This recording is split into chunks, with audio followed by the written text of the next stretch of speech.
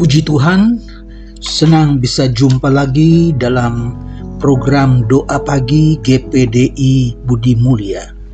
Saya percaya saudara ada di dalam kekuatan dan sukacita yang dari Tuhan. Kita mengucap syukur sebelum kita mendengarkan firman Tuhan. Saya ajak kita untuk berdoa. Bapa yang kami panggil di dalam nama Yesus Kristus, kami bersyukur kepadamu Tuhan. Pagi ini kami dapat bersekutu lagi, mendengar firman Tuhan, kami dapat berdoa bersama, menikmati hadirat Roh Kudus. Terima kasih Tuhan, kiranya Roh Kudus yang akan memimpin doa pagi kami dari awal sampai selesainya. Kami serahkan semuanya ke dalam tangan Tuhan. Kiranya melalui doa pagi ini kami makin bersukacita, iman kami makin bertumbuh, dan kami makin mengenal Yesus di dalam hidup kami. Terima kasih Tuhan. Di dalam nama Tuhan Yesus Kristus kami berdoa. Haleluya. Amin. Puji Tuhan, saudara-saudara, saya akan bacakan ayat yang terdapat di dalam Filipi pasal yang keempat, ayat yang ke-8. Filipi 4 ayat yang ke-8. Jadi akhirnya, saudara-saudara, semua yang benar, semua yang mulia, semua yang adil, semua yang suci, semua yang manis, semua yang sedap didengar, semua yang disebut kebajikan dan patut dipuji, pikirkanlah semuanya itu. Sekali lagi, jadi akhirnya saudara-saudara, semua yang benar, semua yang mulia, semua yang adil, semua yang suci, semua yang manis, semua yang sedap didengar, semua yang disebut kebajikan dan patut dipuji, pikirkanlah semuanya itu. Puji Tuhan. Jangan pikirkan hal-hal yang buruk, jangan pikirkan hal-hal yang negatif, tetapi pikirkanlah hal-hal yang positif, yang membangun iman. Saudara, Rasul Paulus menulis surat ini kepada jemaat di Filipi yang di Makedonia Timur karena berbagai hal. Yang pertama yaitu ada rasa putus asa mereka, yaitu jemaat di Filipi, karena masa hukuman Paulus yang begitu lama. Mereka mulai bingung, saudara-saudara, mulai rasa ada putus asa. Itu dicatat di dalam pasal yang pertama ayat 12 sampai ayat 26. Dan itu sebabnya Rasul Paulus ingatkan kepada mereka supaya pikirkan hal-hal yang positif. Jangan bersusah hati karena Paulus di dalam penjara. Saudara-saudara, kedua, mulai ada benih perpecahan di antara jemaat. Dua orang wanita di dalam gereja bertengkar.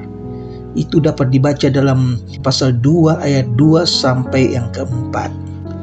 Yang ketiga, Rasul Paulus menulis ini karena adanya ancaman ketidaksetiaan yang ada di dalam gereja oleh karena penganut agama Yahudi dan orang-orang yang berpikiran duniawi.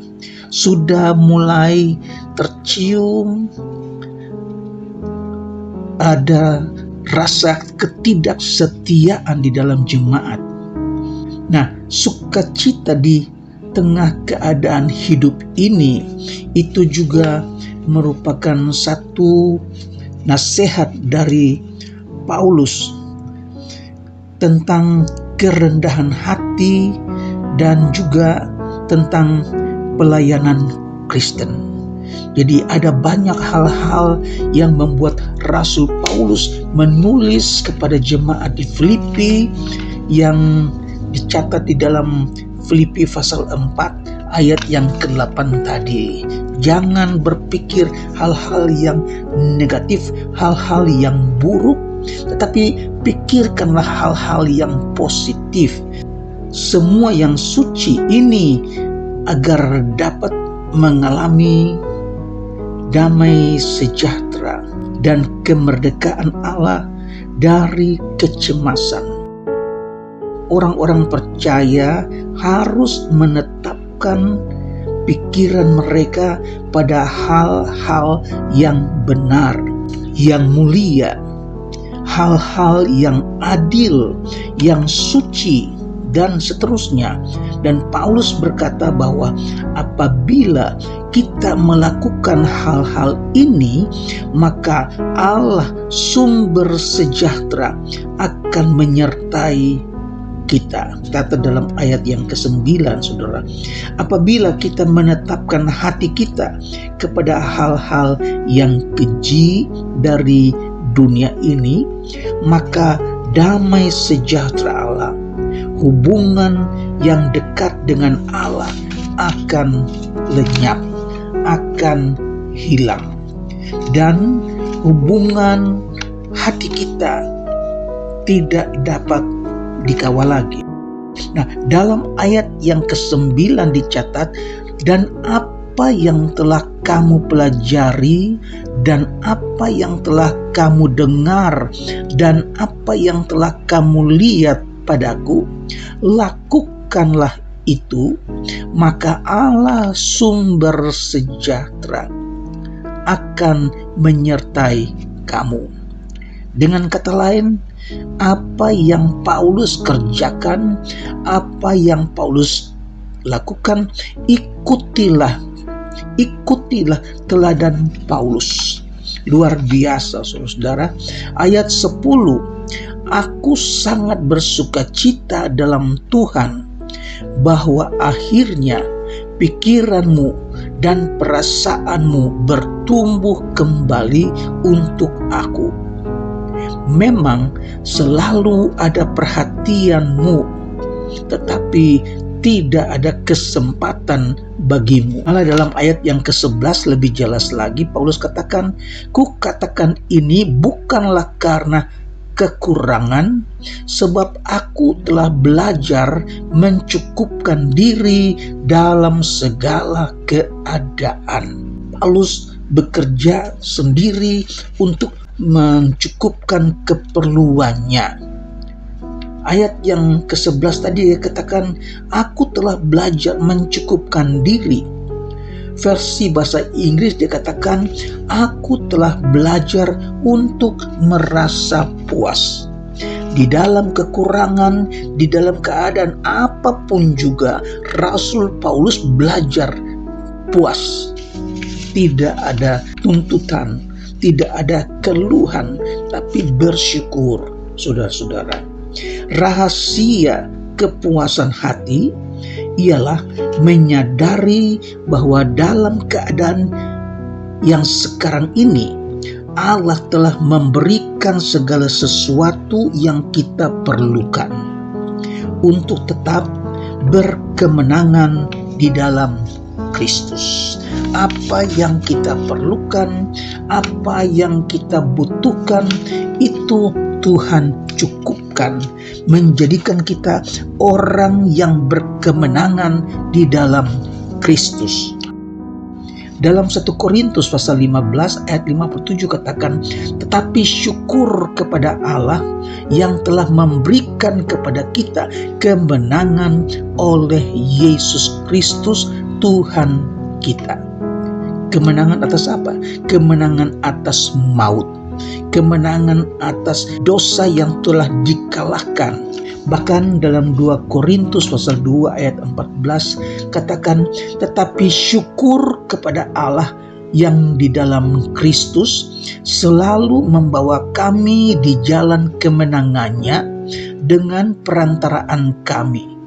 Ia menyebarkan keharuman pengenalan akan Dia, akan Yesus di mana-mana. Syukur kepada Allah dalam Kristus yang membawa kita di jalan kemenangan. Saudara, kalau kita pikirkan, kita lakukan hal-hal yang benar, hal-hal yang positif, maka Tuhan membawa kita di jalan kemenangan, jalan yang benar. Nah, Paulus menggambarkan bahwa orang percaya sedang dipamerkan oleh Allah kepada dunia sebagai suatu kemenangan dan kasih karunia Kristus yang menyelamatkan. Melalui arak-arakan kemenangan ini, pengetahuan akan Kristus dan kehidupan orang percaya yang sudah ditebus itu dinyatakan sebagai suatu keharuman di hadapan Allah dan juga di hadapan manusia kepada Allah. Nah, aroma ini menyenangkan kepada manusia. Di dalam 1 Yohanes pasal 5 ayat 4, sebab semua yang lahir dari Allah mengalahkan dunia. Semua yang lahir dari Allah mengalahkan dunia. Dan inilah kemenangan yang mengalahkan dunia. Apa itu? Iman kita. Haleluya, saudara. Iman yang mengalahkan dunia adalah iman yang mengalami kuasa Allah dan kasih Kristus sedemikian sehingga kesenangan dunia yang berdosa, cara-cara yang fasik dari materialisme yang mementingkan diri sendiri, bukan saja tidak lagi menarik bagi kita, tetapi kita lihat itu sebagai sesuatu yang menjijikkan, yang tidak disukai. Dan puji Tuhan, saudara-saudara, kiranya apa yang ditulis oleh Rasul Paulus supaya kita dapat ikuti. Pikirkanlah, lakukan hal-hal yang benar, hal-hal yang baik, hal-hal yang positif, yang mulia, yang adil, yang suci, yang manis, yang sedap didengar, yang disebut kebajikan, yang patut dipuji. Pikirkanlah itu, lakukan dan perbuatlah itu menjadi kesukaan bagi Tuhan. Tuhan memberkati saudara sekalian. Kiranya di hari yang baru yang Tuhan berkati, kita pikirkan hal-hal yang dari Allah. Tuhan memberkati saudara-saudara dalam melakukan aktivitas di sepanjang hari ini. Haleluya. Mari kita berdoa.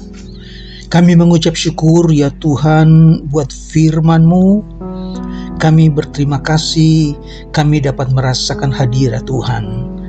Saat ini hamba-Mu berdoa buat mereka yang dalam keadaan sakit, mereka yang dirawat di rumah sakit ataupun yang sedang berbaring di rumah. Tuhan, kuasa-Mu tidak pernah berkurang.